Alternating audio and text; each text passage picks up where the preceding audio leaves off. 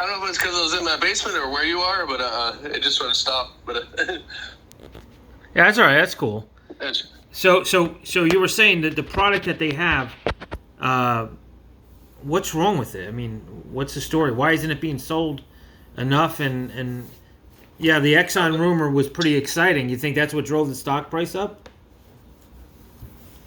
I think so. I think the all the talk about what's this carbon capture thing or whatever and how great it is or whatever. I mean the idea is what pumped the stock up, not the actual product and not the actual company. It's just like, hey, we need hydrogen. Well, yeah, that's true, but don't invest in a company that's not doing it right. Right. But they if they get the right, I mean, it would have to be like a perfect storm. I mean, if they got someone in that knows what they're doing and they actually worked out some of the bugs in their system, I mean, I think they would have a decent product or whatever. Like right now, you would think these things are like backup generators. You could the grid, everyone in town could lose power, and if you have a fuel cell, your company, your business would stay up and running. Nope. Right. The fuel cell doesn't power the customer; it powers the grid. Right. So it's the exact same thing as having solar panels. It's like the sun goes down. I mean, you have no. I mean, the solar panels don't store any energy. Right. I mean, all they do is if the solar panels are putting out more than what you're using, you'll send some back to the grid. But if the sun goes down or the grid goes down when a fuel cell case or whatever, if the grid goes down, the fuel cell goes down. Right. Or it powers itself. I mean, that's the best thing it can do is power itself. Right. But I mean, that doesn't do the customer any good. Right. And right. But that's what I mean. The average person, you say, hey, I got a fuel cell plant out back or whatever. They're like, oh wow, you can go. If you don't have to worry about the town losing power and stuff like that or whatever. And it's like, I mean, everyone would think that. Right. But that's not how they run. But that's kind of what the customer expects, and then they're kind of like locked in or tied into it, or they get the idea rolling in their head or whatever, and they're like, oh, we were just told that these things don't run if the grid don't run. Right. And they're like, well, yeah, but it's green energy, blah blah blah, and then they throw other magical stuff at them or whatever, and there was this really awesome guy. He's not with the he got laid off. Probably about 8 or 9 years ago. He was probably the best customer service guy in any company around. I mean, but he after a couple of years, they just sort of let him go. I'm like, what the hell? And my first idea is he was being too honest to the customer. Right. And how is that? I mean, I can understand to a point or whatever, but I mean, if you tell the customer, hey, this is what, our company's saying or whatever, but we understand what your, concern is and stuff like that or whatever. And I mean, he would build really good customer relations, with the customer. And they would let stuff slide or whatever because he was just such a great guy. And he's like, yeah, I know you're working with me, and I'll let some stuff slide or whatever that your company's doing because you're such a great guy. And then once the word got back, back to the higher ups or whatever, they're like, what is this employee doing, telling the customer the truth and stuff like that or whatever. It's like, right. So you let him go? I'm like, would you rather have a customer service guy just flat out lie to the customer? Oh, well, that's what they want. Right. That's exactly what they want. They want the customer service guy to flat out lie to the customer because they'll write in the contract and then they'll have their legal team. Like when I get fired or whatever, their legal team is so good, no one will fucking go against them. They're like, yeah, we won't win. We'll just tell you that right now. We're not going to win. Right. I'm like, okay, I won't waste your time.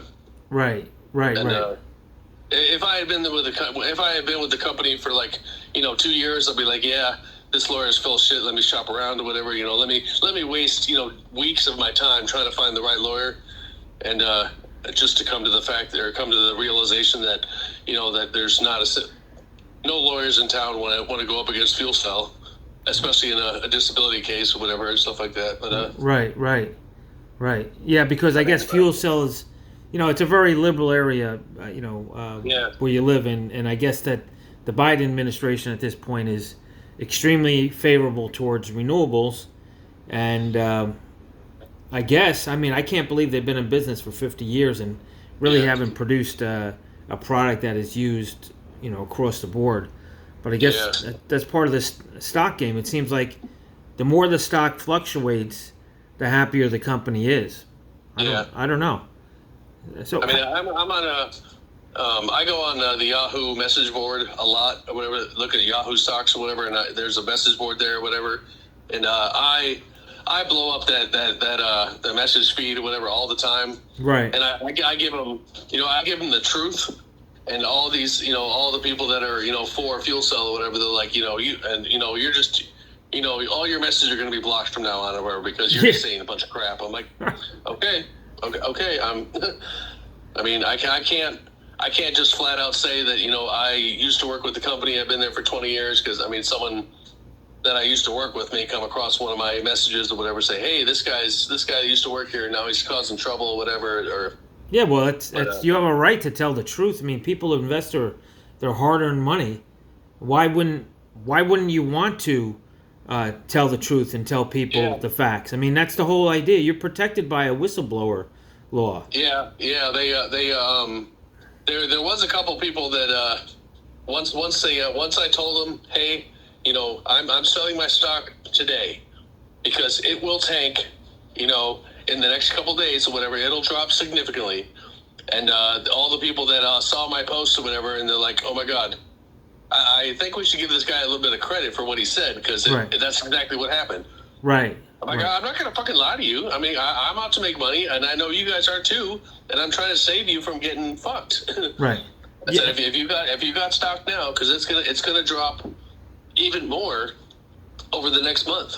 Right. And if these people don't sell, at $4, they're gonna be like, oh my God, it's down to $1.95 now. I could have had, $10,000 instead of $4,500. It's like, well, woulda, coulda, shoulda. Yeah. Yeah. Yeah. Well, I'll tell you right now. I mean, it was a lucky thing that I bumped into you, because I actually bought fuel cell. I think at like maybe 40 cents or 60 cents, and I think at the time I had 60,000 shares or something, and it went to $2.40 or something, around $3, and I sold it. And I got lucky, but then I saw it go to $8 and $18, and I'm like, holy crap! I'm such a fool for selling. But I mean, the nature of the stock market, from what I've seen, is that there are a lot of companies out there that have products and they sell hope. Hope doesn't pay the bills unless, I guess these companies feel like one day they may have a decent product. But 50 years in business, and you were there, about 20 years or so, and so I mean, slightly less than half of their existence that I saw all the shit, and over like the past couple of years, I know it was getting annoying with my boss and my supervisor and my coworkers or whatever. It's like, look, I'm not just a new guy just saying shit and trying to cause a heartache or whatever, and just being grumpy. I said I got 20 years of documentation and facts and knowledge of what this company has done or not done, and right. I mean, I'm trying to improve it because I got the dream job. I mean, 6 figures, 4-mile commute, and I only worked 6 months out of the year. I had so much time off. That wasn't even including my vacation. 4 weeks vacation time and holiday time and sick time and stuff like that. Or whatever. I'm like, I don't want to leave. I want this company to succeed because I want to be here when I retire. Right. And then I get a call, or whatever, and then, I mean, now it's today's my 3-month anniversary since getting let go, and it's actually working out pretty good. I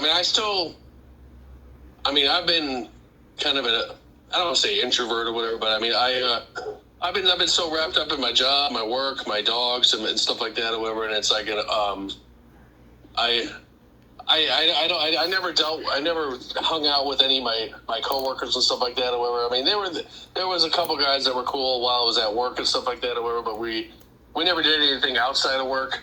Right. And over just what life has done to me for the past couple of years or whatever, it's like, fuck people. I mean, Yeah.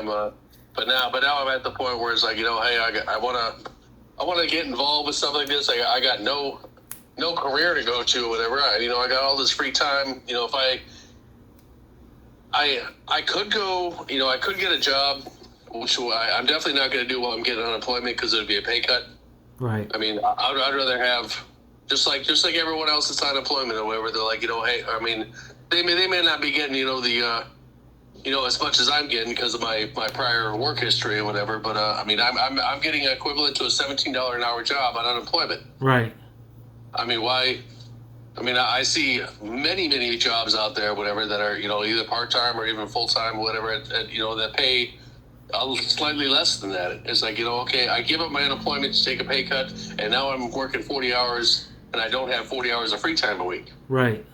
I mean, now I could do some like volunteer work or join some clubs or go out and like meetup type things or whatever. And it's like, I think I just need to find a right group that I mean, initially, I mean, any group socialization type thing I go to is it kind of, for my sake or whatever, just because of my disability, whatever, it kind of has to be semi dog friendly. Yeah. Well, they have dog hiking. I'm going to hold a dog hiking event at Burr Pond, where everybody has a dog, shows up, and we go around the lake. That's all. Yeah. I'm definitely there. Yeah. And, When's the best time for you? I mean, August, July. What's probably July. I mean, I know it. I mean, we've had a couple hot days or whatever. I mean, I know it's kind of misleading now that we've had like a week of like in the 70s. It's kind of nice or whatever. But I think July will be fine. all right? Cool. I'll do it in July, and I'll send you a link to it definitely. Okay. But getting back to FCEL, like what would fix their problems? I think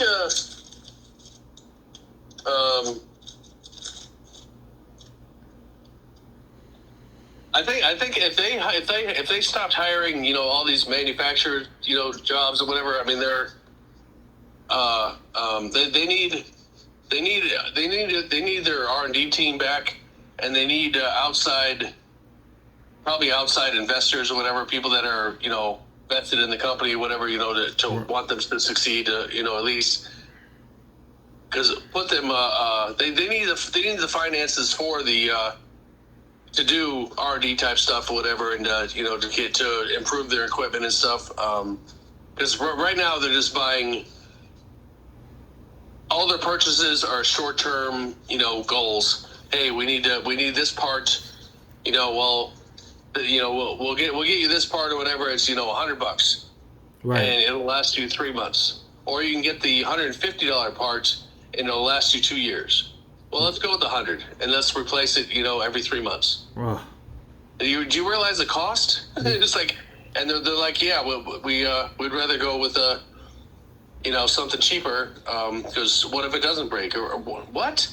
They're telling you how long it's going to last and how much it costs. It's like, but they just don't get it, and it's like, Yeah. Why don't you buy quality stuff? Well, we don't have the bankroll right now because you're not making a profit, because you're not honest to the customer.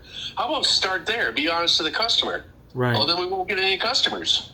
But how about we back up 20 years and do what our current CEO, I mean, he said, we're gonna when he got brought on board or whatever, he's like, my philosophy is under promise and over deliver.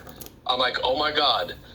And that is fantastic. That's something they should have done 20 years ago. They should have been, been honest with the customer and said, hey, these 300 kilowatt fuel cells, they only put out about 250. Right. Well, tell them they put out 230. Right. and they'll be like, oh my God, we're getting like 260 out of this thing or whatever, and they'll be like, hey, we want to renew our contract and buy some more. Hey, now you got a happy customer that's going to be spreading the word of a good business instead of, hey, you told us this was a 300 kilowatt stack that lasted 5 years. It only put out max of 240 for 3 years, and now I have to replace it. Have you ever heard of a customer actually complain? Yeah, oh yeah. When I worked in a call center down in Danbury, and with the company or whatever for about 12 years, and we did all the monitoring of all the field units. Right. And we would deal with every department in our company, like engineering, electrical, mechanical, all the engineers and stuff like that, where we deal with the customer, we deal with field service, and we were like the focal point of the company. And so we would get customers who are like, hey, we got a problem here, whatever, blah, blah, blah. It's like, yeah, here's the customer service's number. We're not allowed to say anything. Wow. But you realize this is bullshit, right? We're not allowed to say anything. Right. And right. It's amazing. I mean, I'm sure that other customers have made this public. Yeah. That's the downfall. All these prior customers that we had that we no longer have anymore because they're like, this is bullshit. You lied to us from the beginning, and you didn't deliver what you promised, and now they're like, hey, the customer's like, hey, I've heard about this company called FCEL, and they contacted another customer that had one. Yeah, do not, and that's the response. Do not.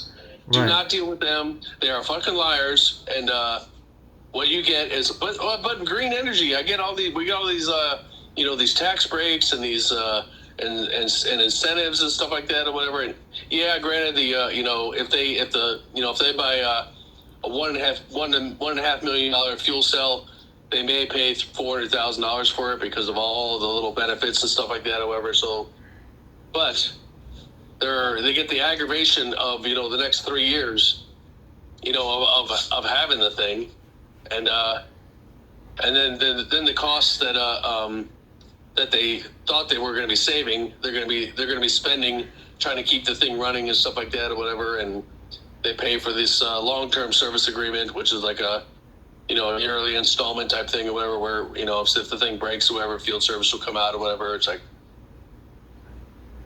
it's a waste.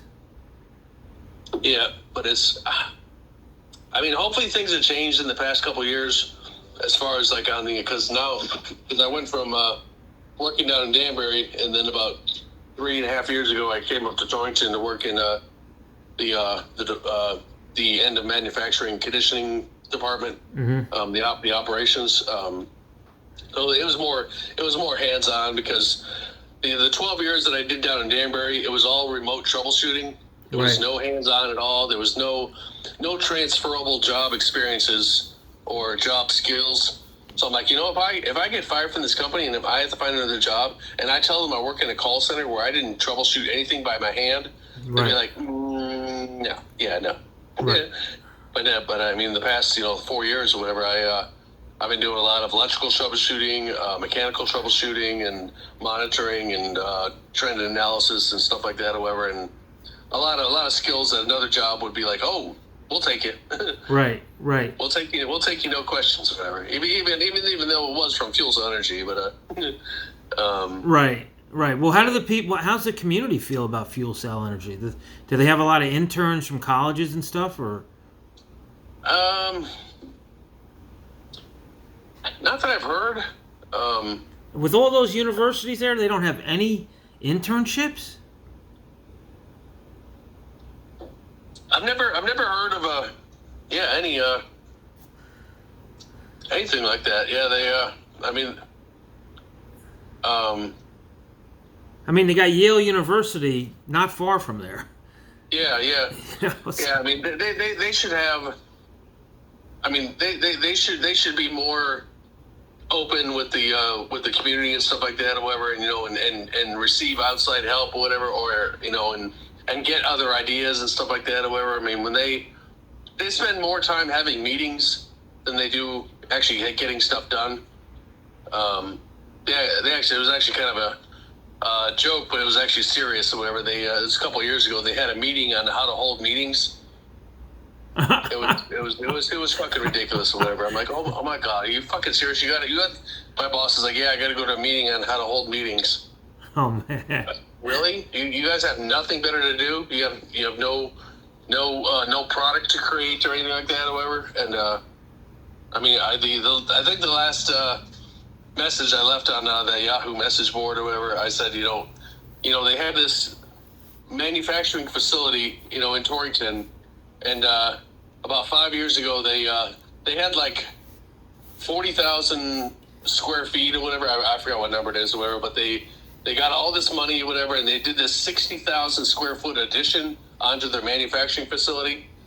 And so the addition is actually bigger than what the existing original building was. Yeah. And I'm like, oh my god, we're gonna be pumping out 5 or 6 fuel cells a month. And then I look at the space that they have where they actually assemble them and put them together, and they can fit about 2 modules in there, and it takes about 3 weeks to put one together. I'm like, so you can. It doesn't matter how many you're producing in the manufacturing department. Where you're actually putting them together, you can only do 2 or almost 2 a month. And they spent all this money to create more facilities so they can test more units per month. Right. But they can't get them out of the building more than, right now, we had 2, and they added 2 more, and we were running like one at a time. Yeah. And then we were waiting for like the next module to come out of the building or whatever, like for a few days before we'd put the next one on or whatever. So we'd go through about 1.5 a month, and so they're going to be ramping it up to be able to put out like 4 to 5 modules a month. Yeah. I'm like, how? I'm like, you can't. That's like having someone saying, hey, I'm going to make 5-6 dozen cookies an hour in an easy bake oven. It's like you can only fit a half a dozen in there. And it's like how you gonna do that? Right. Did the Navy? Oh, you're just being difficult. I'm like, no, I'm asking a serious question. I'm like, how is this gonna be done? Oh, I'm sure management or the engineers or management has thought about that or whatever. Oh, I'm sure they have. Yeah. So did the Navy ever complain to you guys? Because I think you have something at the submarine station. Yeah, that was a catastrophic event. They had to do some. They had to do something like some blasting or something like that, or whatever, for the to build the site or something like that, or whatever. But it's like they couldn't get a permit because it was actually on a military base and stuff like that, or whatever, and that dragged it out like 6, 8, 9 months or whatever. And the fuel cell that's running down there is supposed to produce hydrogen, and when you look at how it runs or whatever, it's like where's the actual like hydrogen spigot where you're getting out hydrogen? Oh, it doesn't actually produce like hydrogen like that. I'm like, well, that's how we need it. That's how everyone in the public is expecting it. There's like a pipe that has hydrogen coming out of it. They're like, oh, it doesn't actually run like that. That's in storybooks. I'm like, well, that's what you're telling everybody. Hey, we need green energy. We need hydrogen. Yeah, I know we do. That's obvious. Stating the obvious isn't saying that you're doing that. I mean, it's give me a diagram of where this hydrogen tap off is. That's all I'm asking. Did the Navy say that, or did you say that? I did, yeah. But apparently the unit's still down there, and I don't know if it's running or what it's actually doing or whatever. I mean, they had down in Danbury, they had a fuel cell that was like the same setup that that was supposed to produce hydrogen or whatever, and that was a big disaster. I mean, the company lost millions, just in that whole. It was more of like an R&D type test thing or whatever, but I never even got word that it actually succeeded. And they're like, "Hey, we're putting another one in Groton." I'm like, "Are you fucking mad?" They didn't get the test one to run, and you sold this to a customer. Yeah. Did you box up a bunch of dreams and send it to him? I mean, what? I don't get it. I don't get it. I mean, It's crazy, man. I'm telling you right now, FuelCell is not the only company on the stock market that operates this way. Okay, there are other companies. That's why I spend so much time searching out, trying to get the story of who's a good company and who's not a good company. Because you know what, my kids' future's at stake. Your future's at stake with the stocks you buy. I mean, geez, you just have to know what the heck is going on. It's ridiculous. Yeah. Well, yeah, I mean, the day I got fired or whatever, I think the stock was up around a little over 5, and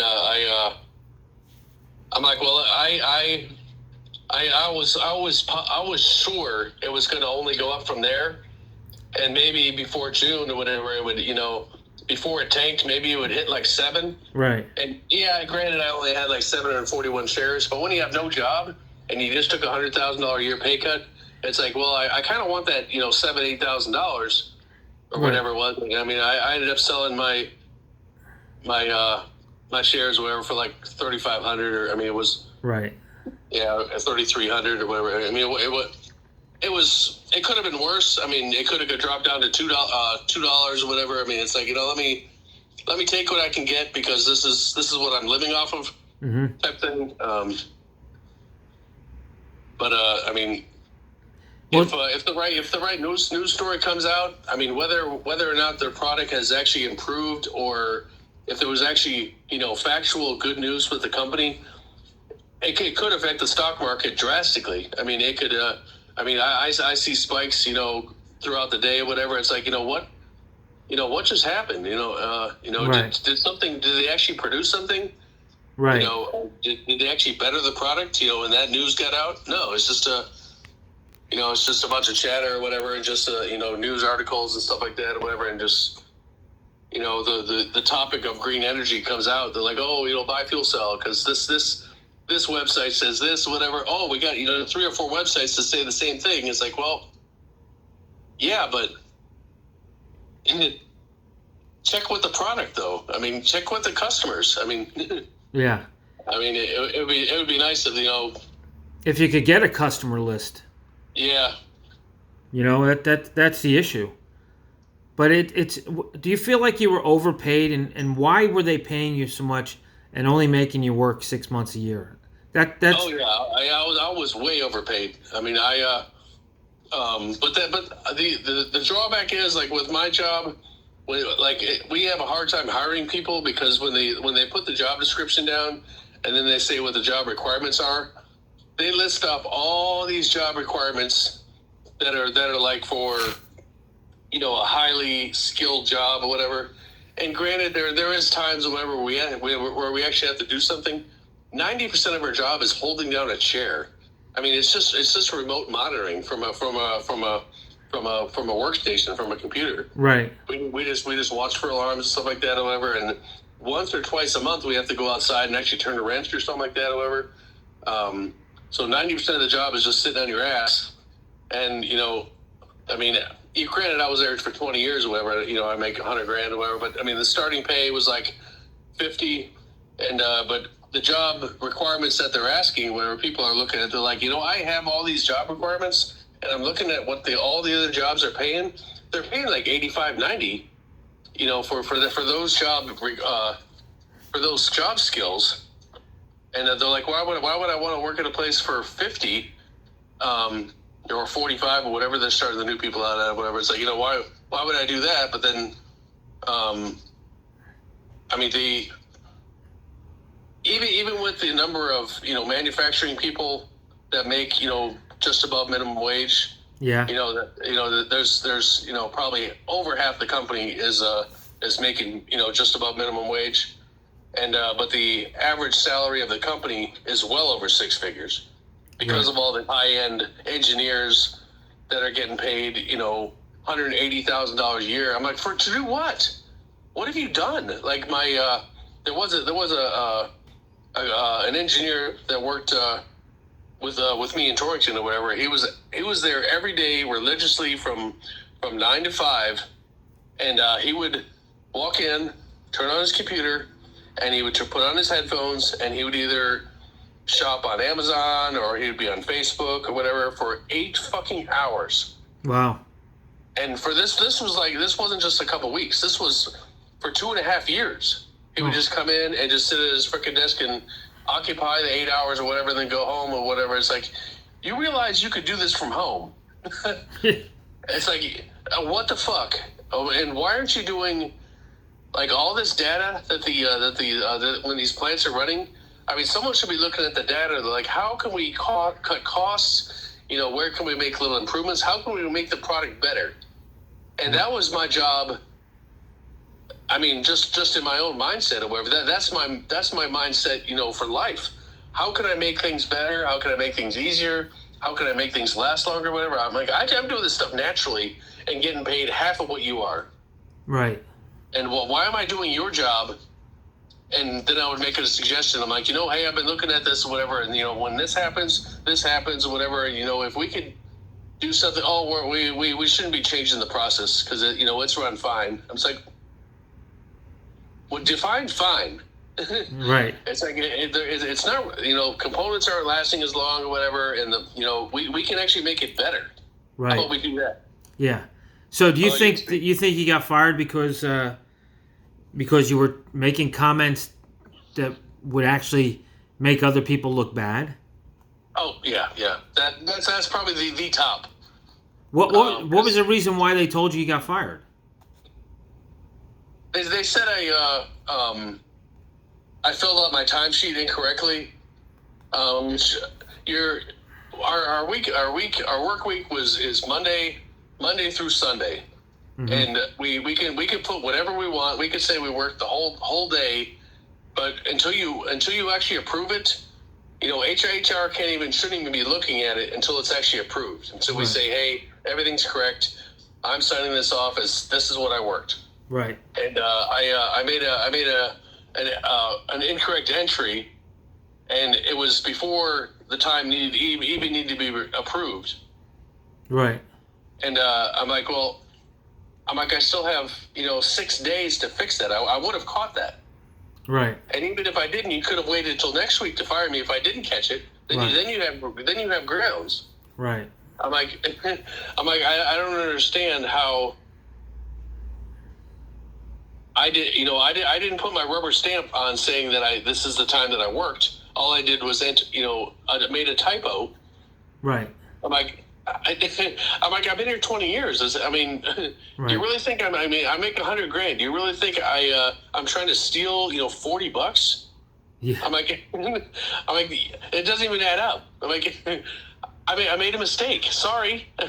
Right. Well, I would have caught it. I reviewed my timesheet before I actually hit the submit button, and I would have caught it.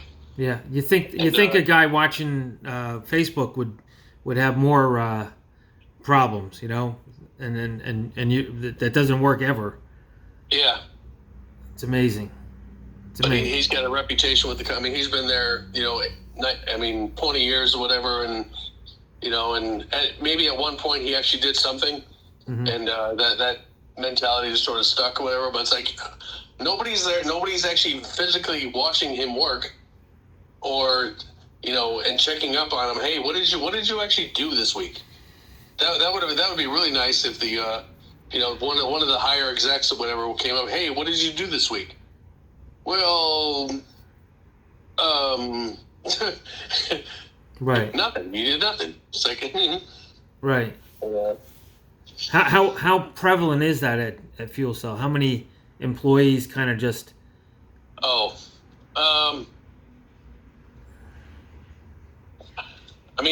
It may be the same in other companies or whatever, but it was. People that had their own little cubicles or offices and stuff like that or whatever. And didn't really have anyone to answer to, or even worse, the person that they had to answer to was also doing the same thing. And that was back when I was in the back when I was in the call center. Yeah.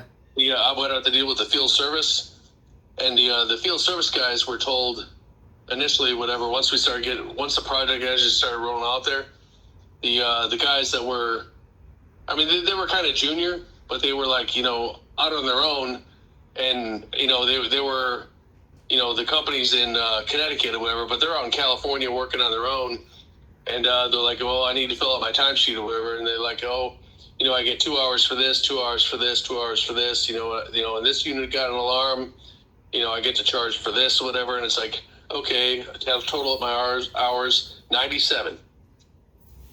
Right. And so they would be putting, extravagant amount of hours, and they were just approved. They were right, because the company doesn't know that. I mean, they're 3,000 miles away. The company's like, okay, this is what they did.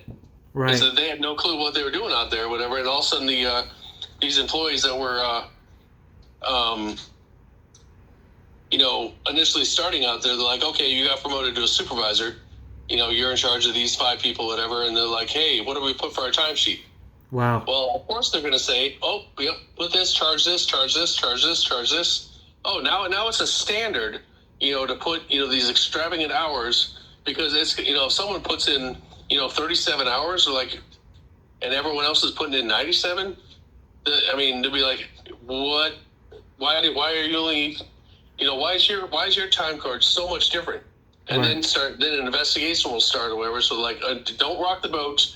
Just do, continue as, do the same thing, so this never gets caught. Right. So it's really a corporate culture across the board. They're a public company. They get free money. The stock goes up and down. They issue more shares. So it's kind of like they have no controls. Yeah. Would you say that, or is there like one boss that's really tough?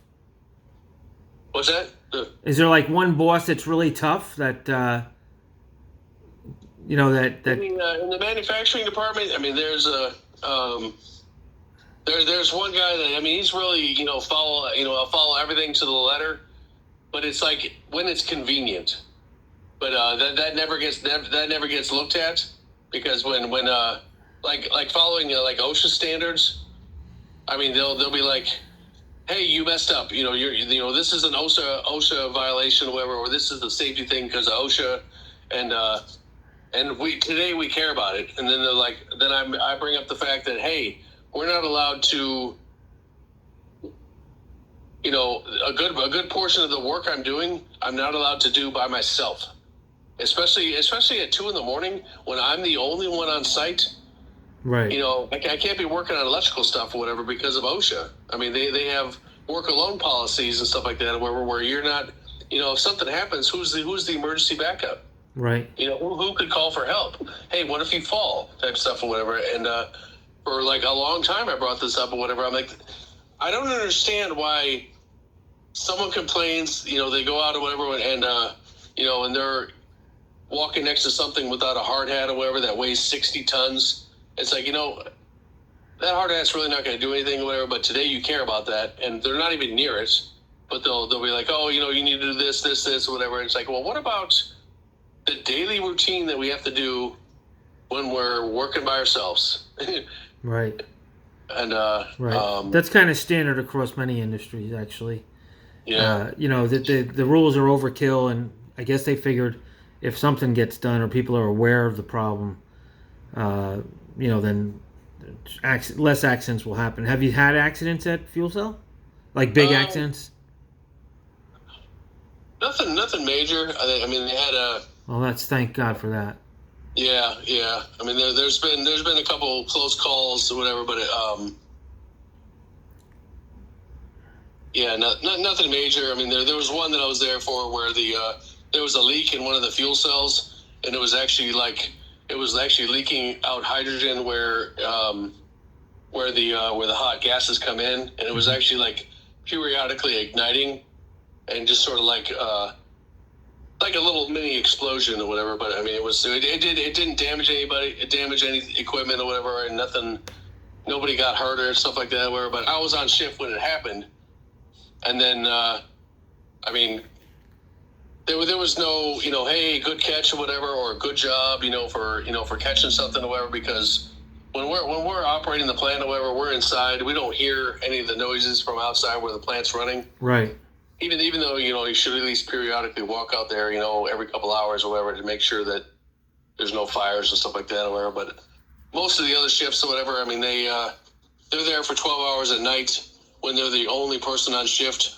Mm-hmm. I mean, they open up their laptop, turn on Netflix or whatever, and, turn the lights off, whatever, and the thing pretty much runs itself or whatever. So they're like, hey, I can collect, 12 hours worth of pay and watch movies. And It's pretty sad to hear. I wouldn't want to work in that kind of environment, because you know what? Then everybody loses. Yeah. And everyone. I've seen that kind of environment. Like, you just say, the hell with it. And Yeah. and what's the sad thing is, even though the employees get their pay, and they get their vacation, I still am not understanding, how is it that you only work 6 months and get $100,000 a year? How did that work? I mean, our work hours are 12 hours. So our schedule was like 5. We work 5 days straight, and then we get 2 days off. Okay. And then we get 2 days on, and then 5 days off. Right. So it was kind of nice. We had every other weekend was a 5-day weekend, which equates to 24 5-day weekends a year. And half the time we'd alternate between days and nights, and nights and days, or whatever, every 2 weeks. So the amount of hours averages out to like a 42-hour week if you take the amount of hours that we work. But the amount of days, because it's a 12-hour day, we're actually working, a shift and a half every day that everyone else works. Mm-hmm. So it's just it equates to 6 months off a year. Wow. But, I mean, why do they do that? It would be totally different if it was actually like working 6 months and then off for 6 months. But it's 5-2, 2-5 or whatever. But it still equates to 6 months off. Yeah. But now that I've been 3 months without working there, I mean I think there was just as much stress as dealing with people that I had issues with or whatever, or they had issues with me or whatever. I mean, that stress is gone, which is good. But the stress of not being heard, not having a voice or whatever, or not being able to improve, not being able to have pride in your company. I mean, it's a lot of people just don't give a shit about their company, and that's their prerogative or whatever. But it's like, hey, I really care. And I really want to make things better, because I want, I would love to say that I had something to do with, the company finally making a profit at some point. Mm-hmm. But they just waste so much money or whatever. And it's like, there's ways that we can not do that. And they're like, yeah, we've been doing it fine, 5 decades. Why would we want to change a good thing? Right. Because just because, it's lasted this long doesn't mean it's going to last forever. Right. And, well, let me ask you this. Would you ever go back to work for FCEL? What if you wouldn't? Okay. What if, why? Because it's not going to change, or? I firmly believe that it's not going to change. And, even though while I was there, I don't know if I just fooled myself into believing that the company will succeed. I mean, there's a difference between going to succeed or having to succeed or whatever. I mean, I think they needed to succeed because just because they've, just judging by other fuel cell companies, they don't have, their products are a lot smaller. Like who? Plug? Plug. Let's see. Bloom Energy. I think has fuel cells. I think there was Ballard Power. Yeah. Yeah. They have a couple. Whatever. I haven't really investigated their stock or whatever as far as what's happening. Whatever. And even looking at their stock or whatever, it's still not a guaranteed, hey, this company is successful or not. I mean, Right. if if their stock's worth $175 a share or whatever, I mean, are they successful? You don't really know until you actually see what the Right. company's doing. And, Right. I've met with the CEO of Ballard Power. They're a pretty legit company. They're into a number of renewable energies. Awesome. Yeah, they're pretty sharp. So, would you ever go back to work in renewable energy? Oh yeah, yeah. And just one last question I'll ask you, because I've kept you on the phone a long time. How do you feel about solar? Is solar reasonable, or? I was up until I had solar panels put on last month or two, like a month and a half ago, or whatever. They haven't installed the new power meter yet, so I'm still waiting for them to turn them on. Yeah. But up until about 6 months ago, I would get robocalls all the time, whatever. Hey, go solar, at no cost, or whatever. It's like, really, no cost. I'm Right. like that's it's too good to believe. I'm just gonna hang up. Right. And once I started looking into it, or whatever, I'm like, I just got my roof replaced, or whatever, so I can actually, put solar panels out there without, having to replace the roof down the road or whatever. And I'm like, let me at least look into whatever.